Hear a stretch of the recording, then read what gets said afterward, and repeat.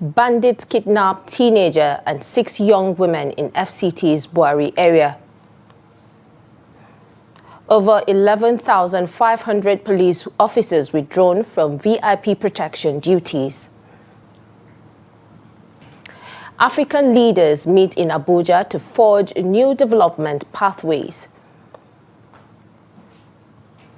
And on the foreign scene, African leaders, Guinea-Bissau's military appoints General Hota as junta leader amidst coup.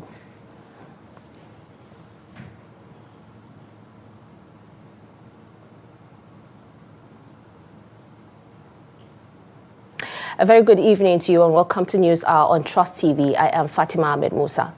Now we'll begin with development as new residents, including a 16-year-old boy and 6 young women, have been abducted by armed bandits in Guinea-Bissau, Ward, Bwari Area Council of Federal Capital Territory, FCT. Guinea-Bissau is a boundary community located near Marke village on the Kaduna state border. Resident Suleiman Shuaibu confirmed the incident in a phone interview with Daily Trust on Thursday.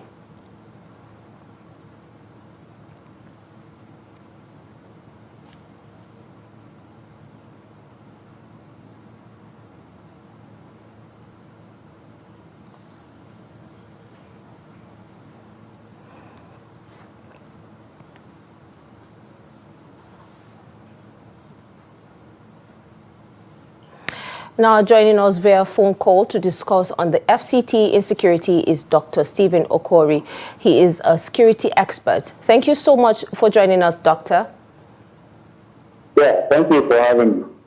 All right, so what does this latest abduction in Bwari reveal about the current insecurity, or should I say security landscape in the FCT and its border communities? Yeah, thank you for having me to give my perspective on the insecurity issues within Nigeria, especially the FCT.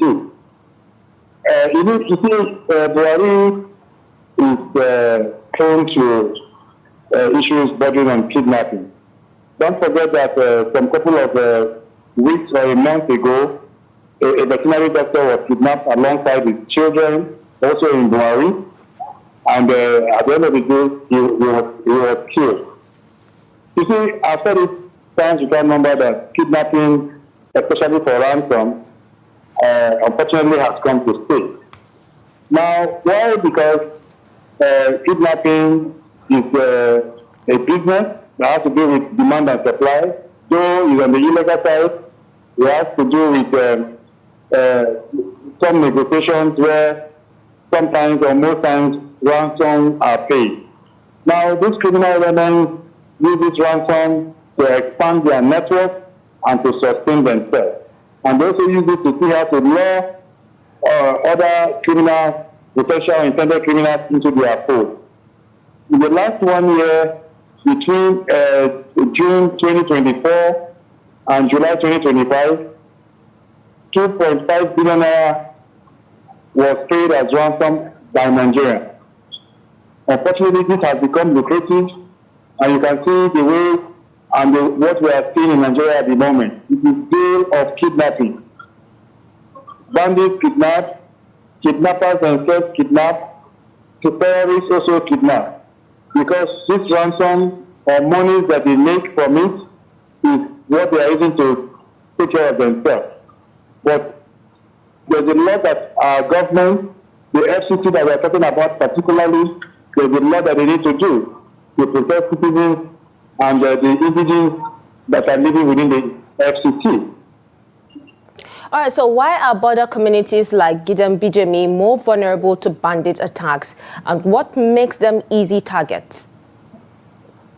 Now, you see, the FCT is bordered by like 6 states. We have Maternal, Kogi, Kwara, and some other states that borders FCT, Niger, Kaduna, and the like. And don't forget that bandits come all the way from Zamfara. Zamfara state is the headquarters of bandits. will come all the way from Zamfara to carry out acts of kidnapping and banditry activity around the North Central. And because of the pressure of insecurity in some of these states, some citizens of this country, I'm talking about the rural-urban migration now, they carry their luggage or their bags and begin to come to the FCT, thinking that the FCT is a land that is flowing with milk and honey. So they come to the FCT unprepared. And sometimes some people leave states like Borno and the others because of the pressure of insecurity in their state. So they try to see how to come and get some refuge in the FCT. They think that the FCT is a little bit peaceful. So when they come to the FCT and they cannot afford the basic survival needs like food, shelter, clothing, and health care, they tend to go into some certain means to see how to take care of their basic survival needs, right? So because of all these insecurity issues around these states, they feel that when they come into the FCT, they can have some sense of security and safety. And don't forget that the idle minds, the devil's workshop, they come into the FCT, they don't have anything to do. They begin to think of how to make ends meet. So these things that we see, especially now that we're in the Ember period, the December period, we'll see where cars are stolen almost on daily basis in Abuja. Cars are burgled, valuables like laptops, computers, and all that are taken away from people's cars. This is what we are experiencing now. So a couple of days ago, I listened to the FCT minister where he was guaranteeing the security and safety of citizens of the FCT. But the fact is, as the minister, he's the chief security officer of the FCT, so these statements should not just be mere statements or political statements. They should be statements that should be backed with action. Let us see that there is security presence within the FCT and its environment. Let us see that there is regular patrol of security within the FCT. But as I speak to you, I don't even see the patrol of security personnel or agents within the FCT. So I don't know what the minister is relying on that is guaranteeing the security of citizens of the FCT. So I think the minister should do more than just issuing mere political statements, and all that. So there's a lot that I think that the government of the FCT needs to do now. Because in the FCT, we have the National Police Headquarters, we have all the services, the Army, the Air Force, the Navy, the headquarters are domiciled in the FCT, the Chief of Defense Staff, the head of the DSS headquarters is here, the NIA is here. We have a whole lot. The president is in the FCT. The FCT is the seat of power. So I should expect that there should be maximum security presence in the FCT. Whether you are living in Bwari or Gwagwalada or Lube and all that, we must see that citizens of the country, especially the ones resident in the FCT, are protected. All right, Doctor, before we let you go, what are the implications of young people, especially women and minors, being targeted in these abductions? Now, you agree with me that the women and children are more vulnerable to the men. But it doesn't take away the fact that when these criminals come and they are armed and they even confront men, automatically the men will become women. Because as a man, when I see a criminal that is sophisticatedly armed, you don't expect me to challenge such a person. So automatically, even as a man, I will become a woman. But the point is, these criminals capitalize on the vulnerability of women. They are very soft. They don't have the strength to be able to confront these criminals and all that. So that is why these women and children are more vulnerable to these criminals attacks and all that. So what that means is that our women, our children need more protection than men, right? Because there are some situations where mostly it is women that are kidnapped. In the Niger state, women returning from their farms were kidnapped. In Borno State, women returning from their farms were kidnapped, right?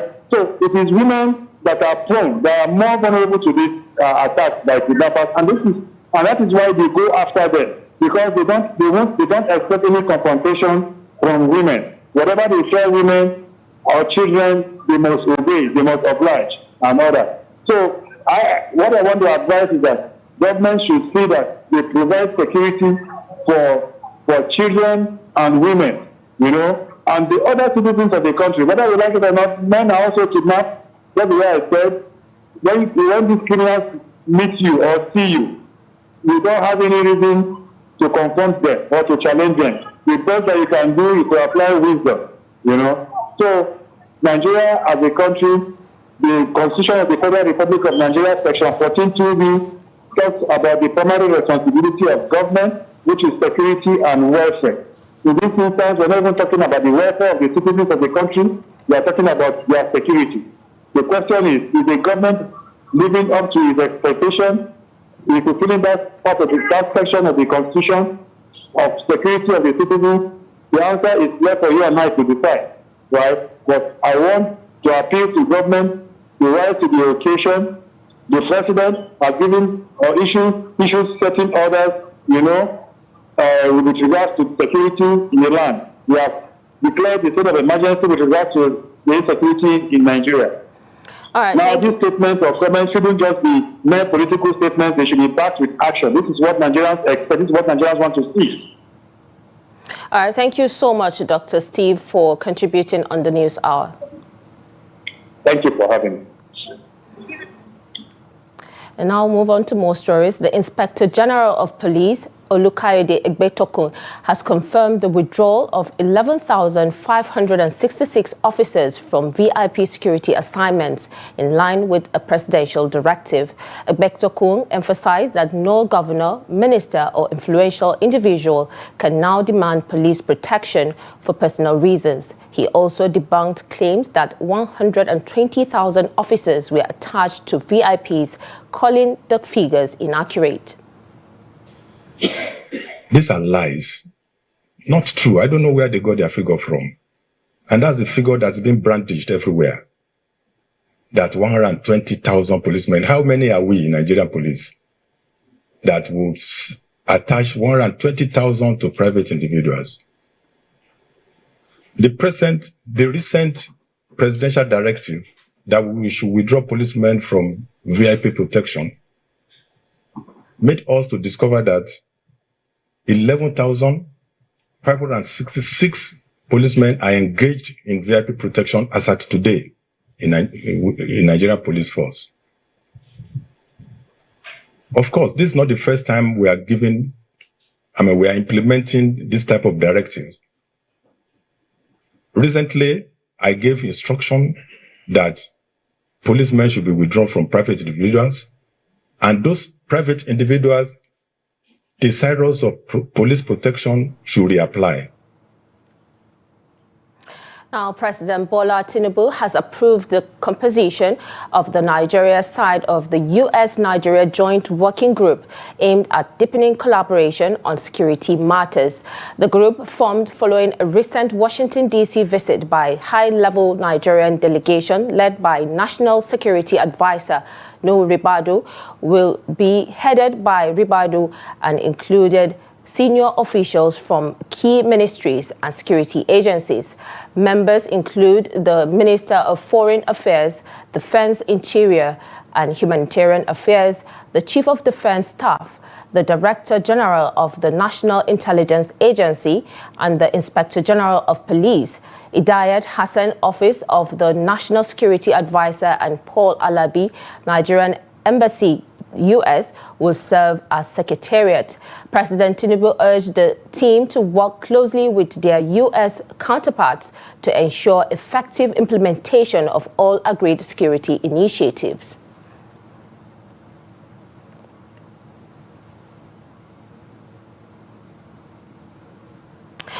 Now, bandits have abducted 24 farmers, including pregnant women, during an attack on Palatai Paleta community in Erena Ward, Shiroro local government area of Niger State. The attackers stormed a rice farm around 2 p.m. on Wednesday while residents were harvesting crops and escaped with the victims despite the village being just 5 kilometers from a military base in Erena. Earlier the same day, another group of armed men invaded Kakuru community, also in Erena Ward, where they assaulted a blind resident and cut off his right hand after taking a neighbor's mobile phone from him. He is receiving first aid in Kuduru community. The Niger State Police Command says efforts are underway to track the attackers and rescue those kidnapped. The incident comes a week after over 300 students and teachers were abducted from St. Mary's Catholic School in Papiri, highlighting the worsening security situation across parts of northern Nigeria. Residents of Yenagoa, the Bayelsa state capital, are expressing concern over prolonged nationwide doctor strike. According to them, medical professionals whose duty is to save lives endanger the public when industrial actions drags on, as many health conditions remain unattended, putting lives at serious risks. They are therefore appealing to the federal government to urgently engage the striking doctors and addressing their demands to avert worsening health crisis in the country. Trust TV's Friday Ebumobiwe Peter visited part of the city to assess the impact of the strike and now reports. Residents, including Idinolo Campus and Apostle Marbitin Sam, shared distressing accounts of their experiences during the strike, noting that people continue to lose their lives due to the absence of medical care. They stressed that without doctors on duty, communities remain vulnerable. When you are coming to the hospital, the first person to attend to you is the doctor. So where there is no doctor in the hospital, it means our health, our personal life is not assured. You know, doctors has been called to have care for humanity, administer drugs to patients who have one ailment or the other. And when doctors who have this natural calling, because it's a natural calling, if you don't have a calling to be a doctor, you cannot be a doctor, because it has to do with caring for humanity, bringing aid to whatever ailments they have via medical attention.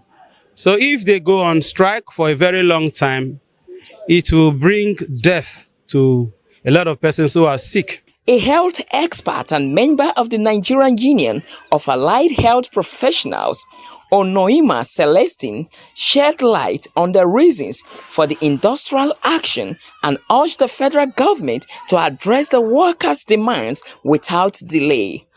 It's quite unfortunately that this strike is going on, because a lot of people, especially the patients, are the one bearing the brunt, and which of course is none of their fault, but the fault of the federal government on not complying with the agreement they signed with jobs.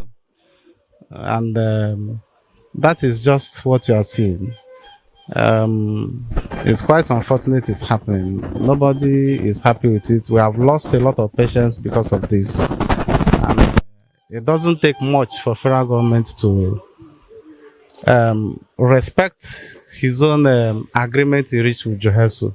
At the Federal Medical Center, FMC Gate, the scene was quiet and largely deserted, with minimal activity observed due to the ongoing strike. Friday, Ebimobowe Peter, Trust TV News, Yenagoa. Now, Nigeria and Sierra Leone have signed several landmark digital cooperation agreements as Minister of Communications, Innovation and Digital Economy, Bosun Tijani, led a high-level trade mission to Freetown.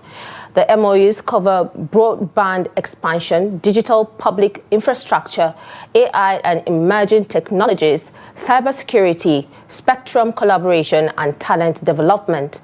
Private sector companies from both countries also struck partnership deals in fintech, edtech, health tech, and cloud services. Sierra Leone's Minister of Communication, Technology and Innovation, Salima Monoma, says the partnership will accelerate her country's digital transformation and deepen regional integration. Nigeria's delegation included heads of NITDA, Galaxy Backbone, the National Center for AI and Robotics, and the Office of Nigeria Digital Innovation. Both government pledged to strengthen digital infrastructure and build a unified West African innovation ecosystem for shared economic growth. Minister of State for the Federal Capital Territory, FCT, Maria Mahmoud, says Nigeria's transition from expensive polluting fuels to abundant and cleaner natural gas is now central to the federal government's plan for a sustainable transport future under President Bola Tinubu.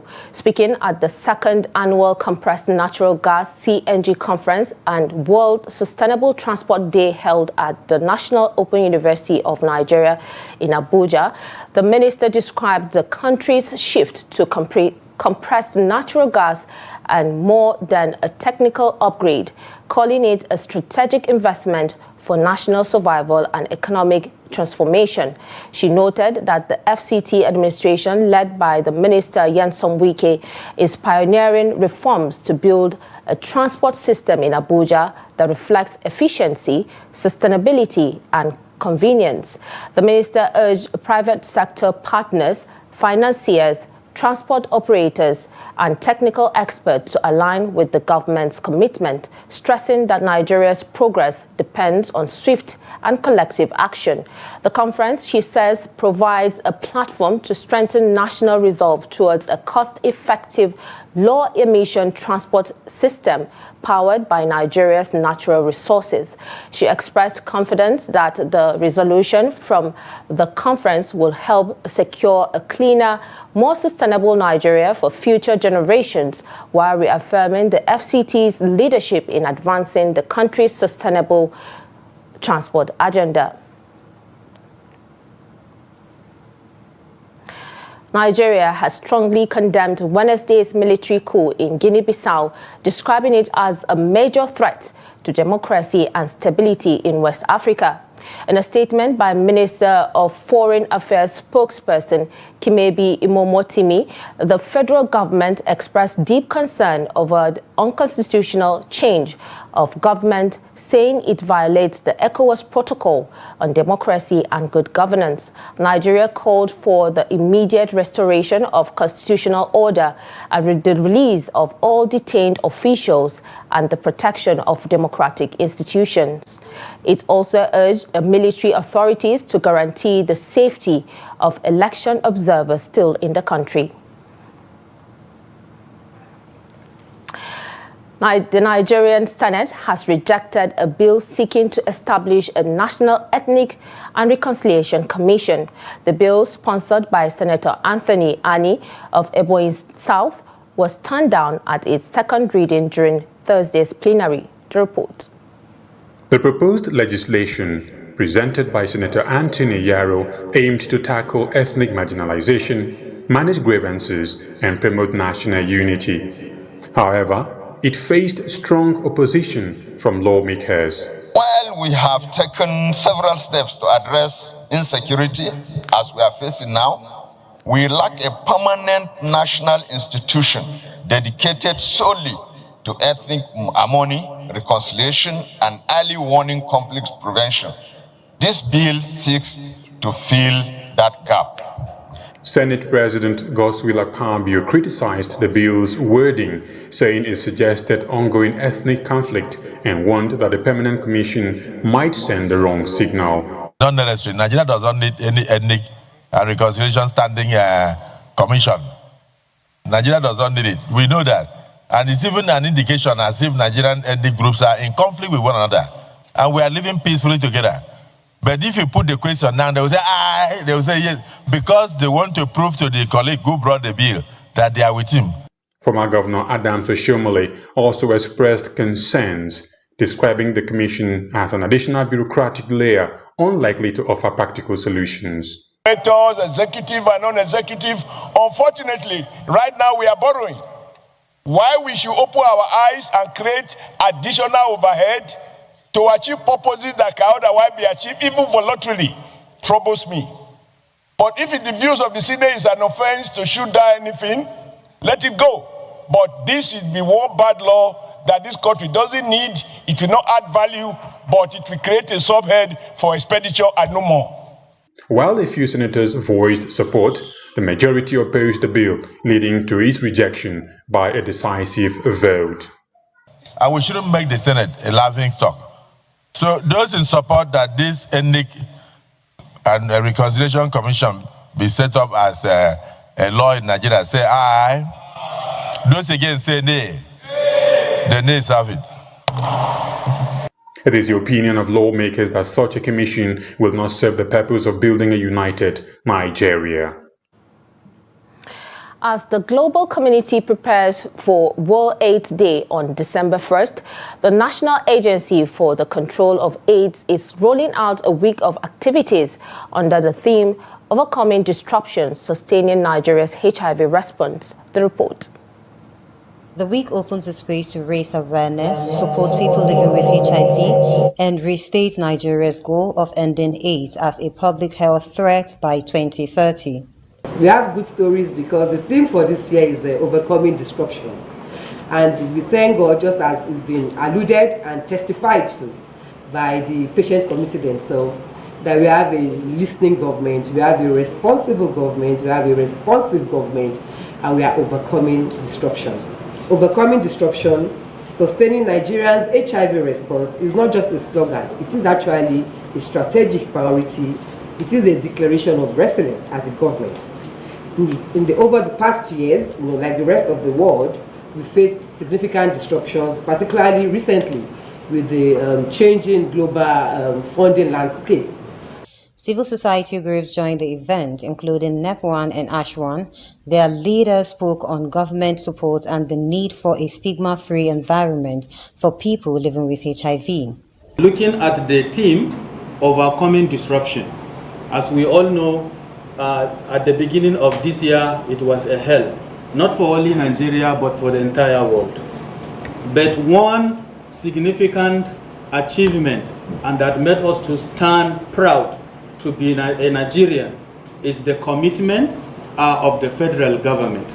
I want to inform you that in the midst of all this, I received a personal note from the Honorable Coordinating Minister for Health and Social Welfare, informing us directly about the effort of Mr. President for approving 200 billion naira. 200 billion naira in the 2025 appropriation to tackle HIV, TB, and malaria. And in sustaining the response, it calls for so many things that we need to do. And it's all about the money, but it's all about the intention and the commitment that we need to do. And then putting it in mind also who are the real beneficiaries and the people that we need to provide this necessary support to end AIDS. We have had so many cares, we have had so many support, treatments available. But even as of today, people are still dying as a result of AIDS. So we need to also set our mind on that, to know that there are a lot that we need to do together. Gokwim Sayulnen 20, living with HIV, shared a short message urging compassion and reminding Nigerians that many people struggle quietly.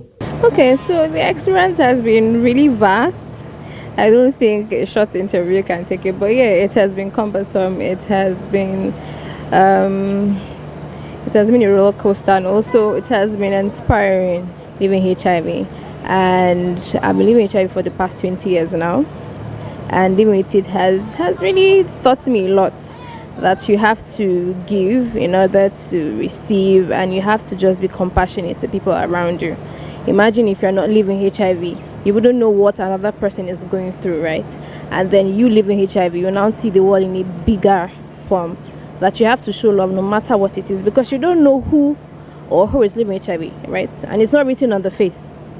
So you have to treat people with compassion, with love, with understanding, and also see people in a bigger way rather than just discriminating and stigmatizing people. The event ended with the unveiling of the 2025 World AIDS Day theme, Overcoming Disruption, and the distribution of free HIV self-testing kits. NACA says the goal now is to sustain momentum and make sure no one is left behind.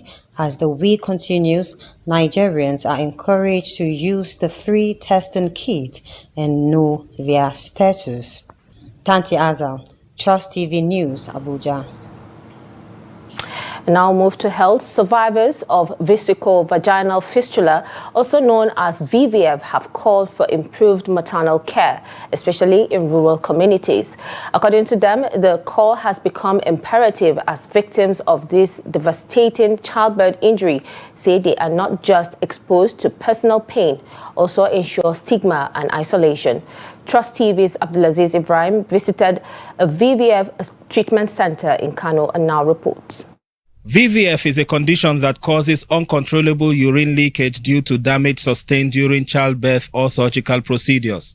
In Nigeria, thousands of women live with the condition in silence, often abandoned by their families and communities.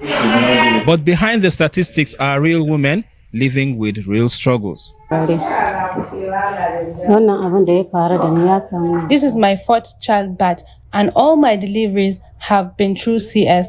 I encountered this problem afterward, but I have now fully recovered, and I give all the glory to God Almighty. For others, the journey to healing is long and traumatic. Zainab recalls surviving prolonged labor and multiple surgeries. I got these illnesses as a result of childbirth. After I was discharged, I returned home. I spent 2 days without being able to use the restroom. When I finally did, everything came out together. By God's grace, the operations were successful, and I am now getting better. Some, like Bilikiso Adamu, endured not only physical pain, but also social rejection. My family encouraged me, but some of my husband's relatives said hurtful things. Eventually, due to pressure, my husband divorced me. It has not been easy, but I'm still holding on and trusting God for strength. Despite the widespread belief that VVF is caused mainly by early marriage, experts say the problem lies in poor maternal health care. But if there is a standing order that, okay, if any woman comes in, let's assess her, let's do what should be done, then there may not be fistula. So actually, in actual sense, early marriage is out of the question. Dr. Imam stresses that VVF is preventable, but only if communities and the government take timely action. You find there is a Motan Kangawa in a community, sponsored by the community for everything, but there is no ambulance situated in the community to take care of the ailing people and take them to the hospital.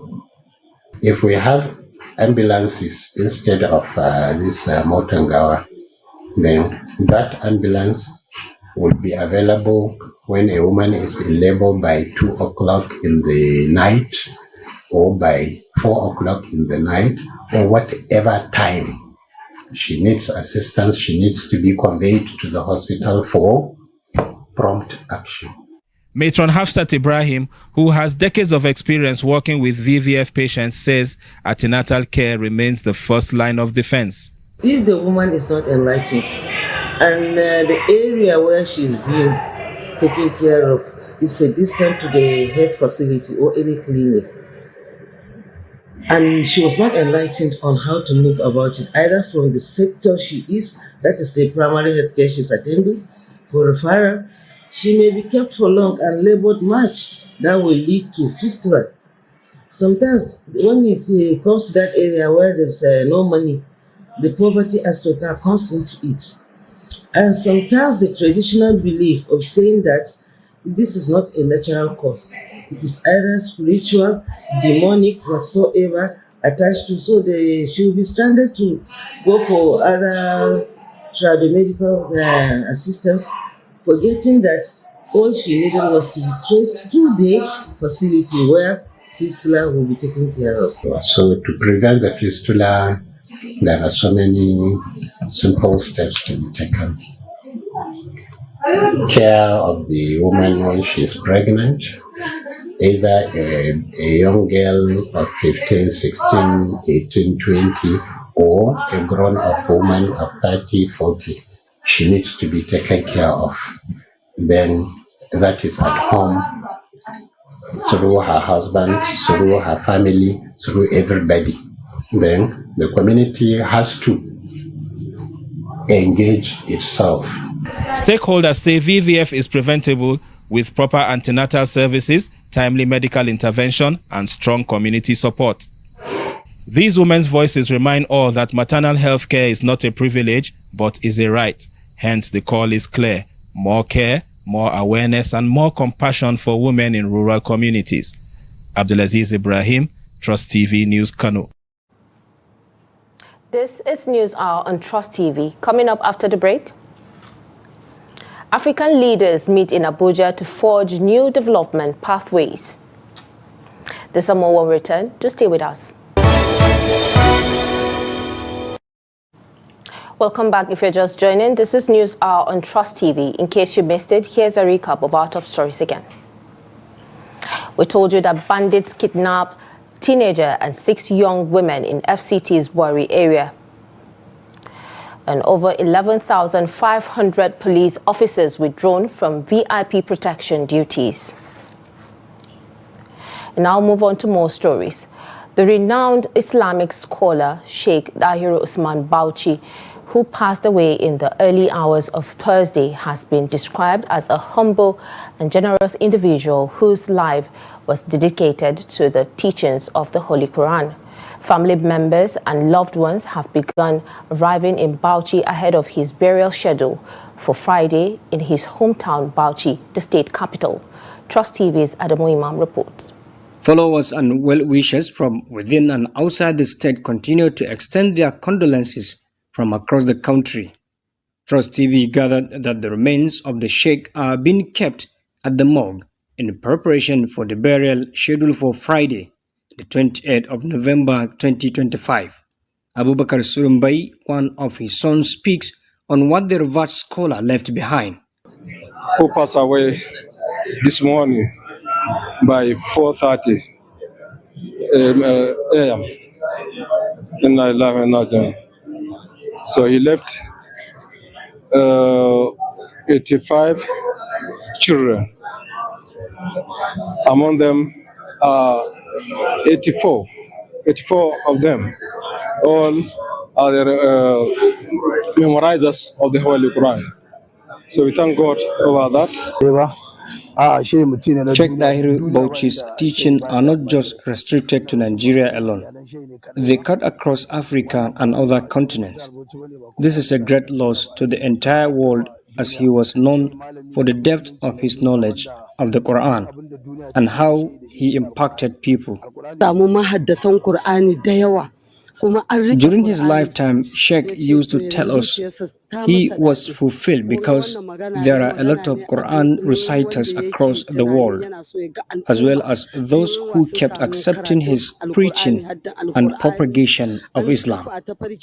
I was here in Bauchi last week to pay homage to Sheikh, and he told us to forgive him, but we told him we were the one who need forgiveness. His death is a great loss to us all. And he used to tell his children that even the houses that they are residing, it is not their own. It is for Al-Majris or his disciple. So whoever among his children get his own house, let him go out and leave the house for his disciple and other students. I know this one, and everybody knows it. He lives amongst us.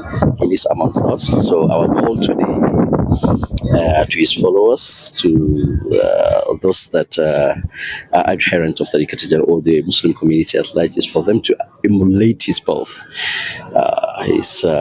his struggle in disseminating Islam, communicating it to others. He tried that as much as possible throughout his life. The Bauchi state government had earlier condoled with the family of the late scholar, describing his death as a great loss to the state, the nation, and the world at large. Adam Imam, Trust TV News, Bauchi. Africa is preparing to map out a fresh economic direction as policymakers, business leaders, development partners, and innovators converge for the Africa Blueprint 2025 Summit. The gathering aims to produce a shared plan for the continent's next phase of growth. Noel Sampson completes this report.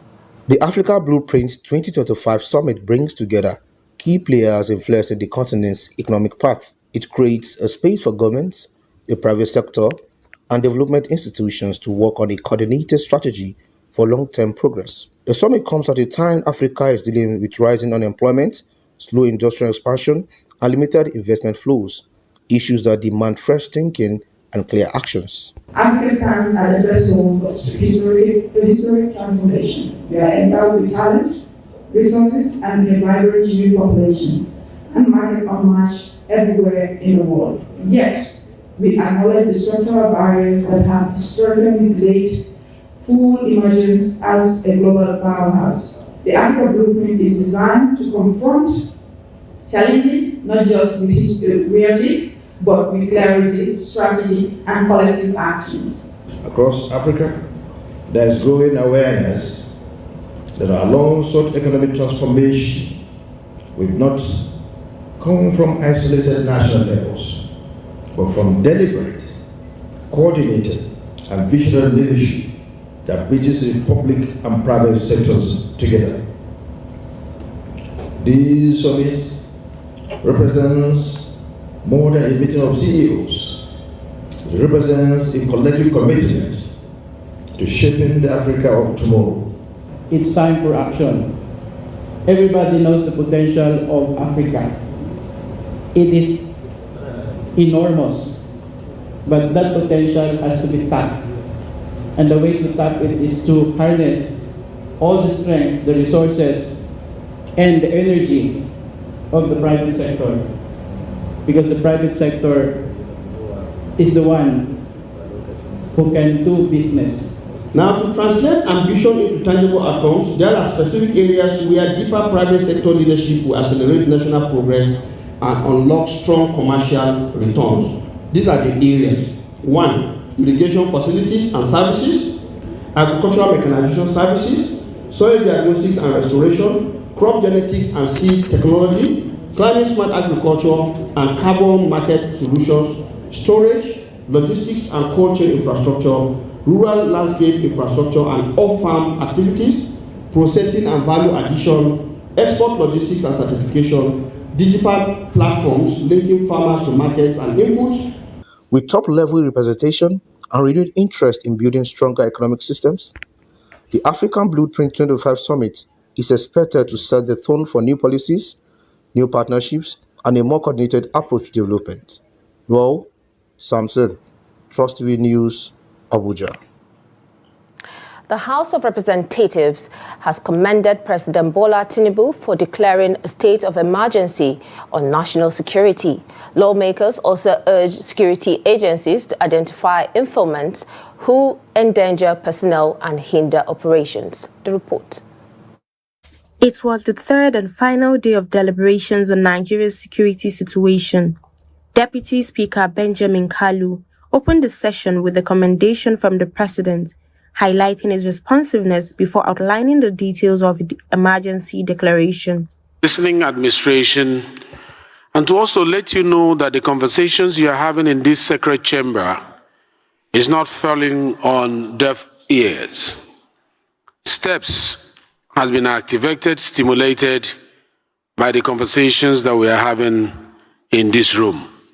members shared chilling accounts of terror and despair from their constituencies, describing attacks, abductions, and displacement. Many expressed frustration over the withdrawal of police officers previously attached to them, which has limited their ability to visit affected communities. Prominent people in this country have talked about these terrorists. They have taken pictures with these terrorists.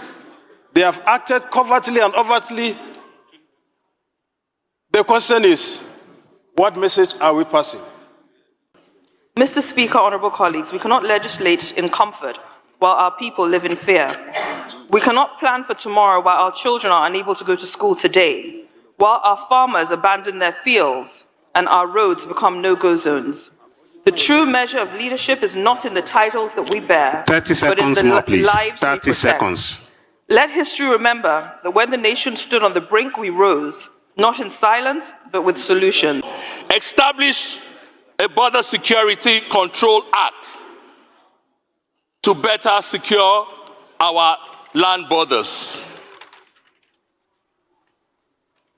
5, create a National Intelligence Fusion Center for real-time sharing of information, and that way employ technology. Lawmakers rejected negotiations with bandits and called for individual states to prosecute and jail suspects locally. They emphasized that decentralized justice could serve as a deterrent to criminal activities. Given these realities, it is clear that securing our election requires a coordinated, comprehensive approach. We must strengthen the Interagencies Consultative Committee on Election Security and deepen collaboration among INEC, the police, DSS, civil defense, the military wherever necessary, and other relevant bodies. I had a lot of my colleagues who were supposed to travel over the weekend to visit their constituency to say they can't make it again because the security has been withdrawn from VIPs. Are we saying that we are not part of the VIPs? I'm sure that a lot of people cannot travel to their various constituencies without having armed men escorting them. Also need to also implement community security plan to empower local government to develop tailored security strategy that we cannot be in Abuja and be making policy for local people. We need to decentralize this policy in order to help us. After 3 days of discussions and following the president's decisive action, the House expressed optimism that Nigeria can overcome its current security challenges if the necessary political will is maintained. Attention is expected to shift to constitutional review next week, with the House indicating it will vote on proposed amendments in the second week of December. Now in business, the African Development Bank Group has announced the approval of a fresh $500 million loan to the federal government of Nigeria to finance the second phase of the Economic Governance and Energy Transition Support Program aimed at strengthening fiscal policies, driving energy sector reforms, and promoting climate action. A statement issued by the Communication and External Relations Department official, Alexis Adele, on Wednesday said the AfDB Board of Directors approved the loan during a meeting in Abidjan and that it covers fiscal years 2024 and 2025. The program will target 3 key strategic areas to drive Nigeria's economic and energy reforms. First, it aims to deepen fiscal policy reforms by strengthening public financial management systems and enhancing the transparency and efficiency of government spending. Secondly, the initiative will focus on energy sector reforms, seeking to accelerate improvements in the power engineering sector to reduce energy poverty, expand access to electricity, enhance sector governance, and attract greater private investment. The program also aims to advance energy transition and climate action by supporting the implementation of Nigeria's energy transition plan. Now, away from Nigeria, Guinea-Bissau's military on Thursday announced General Hota Nta as the head of new junta, solidifying a peaceful, forceful takeover that began on Wednesday, just days after the country's presidential election. The military high command said the junta will oversee a one-year transition period, a move broadcast on state television. The opposition had earlier claimed victory in the tightly contested vote and accused President Umaro Sissoco Embalo of orchestrating a coup to avoid electoral defeat. The African Union Election Observation Mission, ECOWAS Election Observation Mission, and the West African Elders Forum swiftly condemned the military takeover, describing it as an unconstitutional disruption of a peaceful electoral process. In a joint statement signed by the former Mozambique President Filipe Nyusi Isifo Kamara and former Nigerian President Goodluck Jonathan, the groups condemned demanded the immediate release of the detained officials and called for urgent steps to restore constitutional order and allow the election process to conclude. The junta had earlier removed the president and suspended the electoral process while results were still being awaited. And for sports update, let's join Adeni Ajishafe.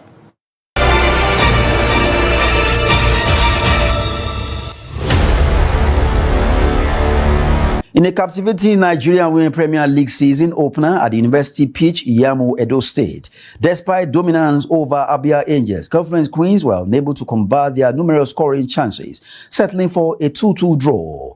Visitors, Abia Angels, took the lead in the 19th minute through Fumilayo Adefuye, capitalizing on defensive lapse to earn a lead. The hosts, Conference Queens, kept their heads up, pressing with much confidence, with their persistency paying off in the 28th minute, when Okoronkwo Joy made a pass to Akoshile Mary, who calmly slotted home to get an equalizer.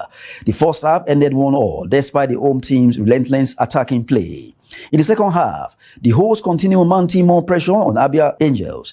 In the 51st minute, Akoshile Mary turned provider once again, setting up Blessing Sunday for a well-deserved goal to put Conference Queens ahead. The match continued until the 64th minute when Abia Angels Blessing Okon leveled the score, capitalizing on a slippery moment in the defensive line. Thereafter, Conference Queens grew in confidence and created several chances that yielded no winning goal. Coach Musa Abubakar praised his players' spirit while acknowledging the missing element on the day. I think though it was not really a bad one, for us to get 2 goals, I think it's encouraging, and I just keep questioning myself.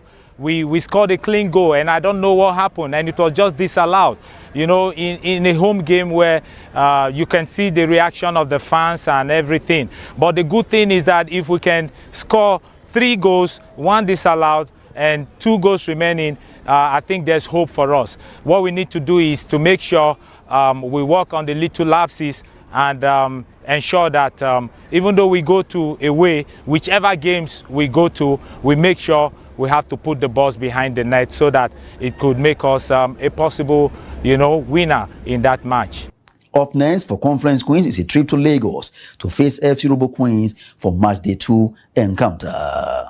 That's Sport News. I'm Adeni Ajishafe.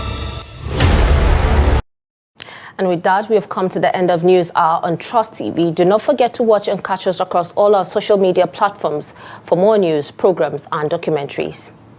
I am Fatima Ahmed Musa from me and the crew. Thanks for watching.